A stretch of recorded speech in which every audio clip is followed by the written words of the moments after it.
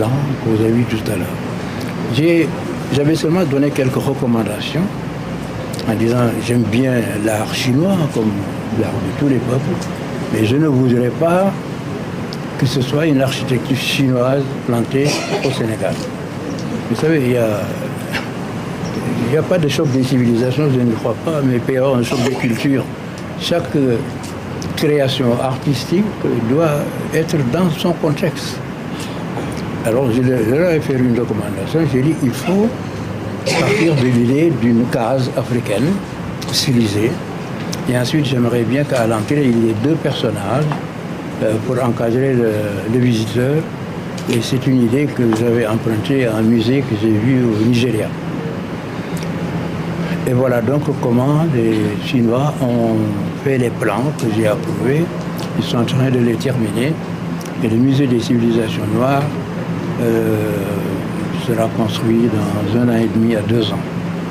Les travaux vont commencer au mois de décembre. Je voudrais ici préciser que lorsque j'ai pensé créer un musée, j'ai d'abord recherché les plans de M. Ramirez, le Mexicain.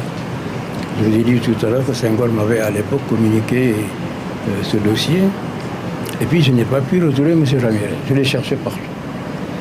Et quand je suis allé au Mexique, je me suis adressé à notre consul qui a cherché partout et qui m'a dit non, on ne peut pas le trouver parce qu'il est très vieux, il s'est retiré dans son village.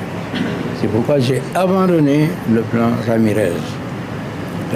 J'ai entendu il y a quelques jours un journaliste qui s'est certainement trompé dire que les plans du musée sont une copie des plans de Ramirez. C'est une erreur totale.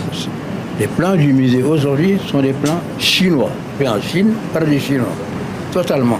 Mais sur les indications, sur mes indications, sous la surveillance de Pierre Goudiaby. Parce que chaque fois que je demande qu'on fasse quelque chose de temps en temps, on m'apporte des photos, on m'apporte des vidéos, je regarde tout ça et je fais les observations. Donc nous n'avons pas fait les plans de Ramirez, il n'y a absolument aucun rapport. Dès que vous le voyez, vous vous rendez compte que ce n'est pas du tout la même chose. Alors je reviens sur ce musée des civilisations noires. On m'a dit l'autre jour, quelqu'un m'a dit, un de nos amis européens, qu'est-ce que vous allez mettre là-dedans? J'ai dit, mais qu'est-ce que je vais mettre là-dedans? On va mettre beaucoup de choses. On va mettre d'abord les objets. D'abord, moi, je voudrais retrouver le visage de l'environnement de l'Afrique, les différents environnements de l'Afrique, le Sahel, la forêt, la savane, etc. Sur un plan, peut-être au rez-de-chaussée.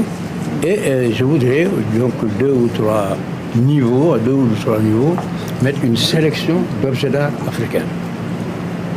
Ils ont entendu que le musée aura son budget pour aller en Afrique rechercher des belles pièces et les acheter. Nous pourrons même les acheter en Europe, parce que vous savez que les plus belles pièces découvertes à l'époque ont été envoyées en Europe.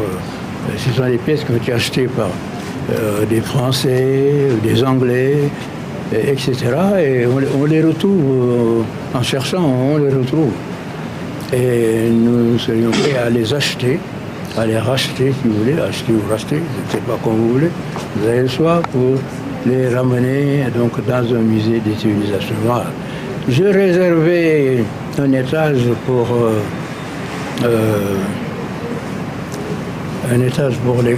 des conférences sur l'art africain avec des possibilités de projection par vidéo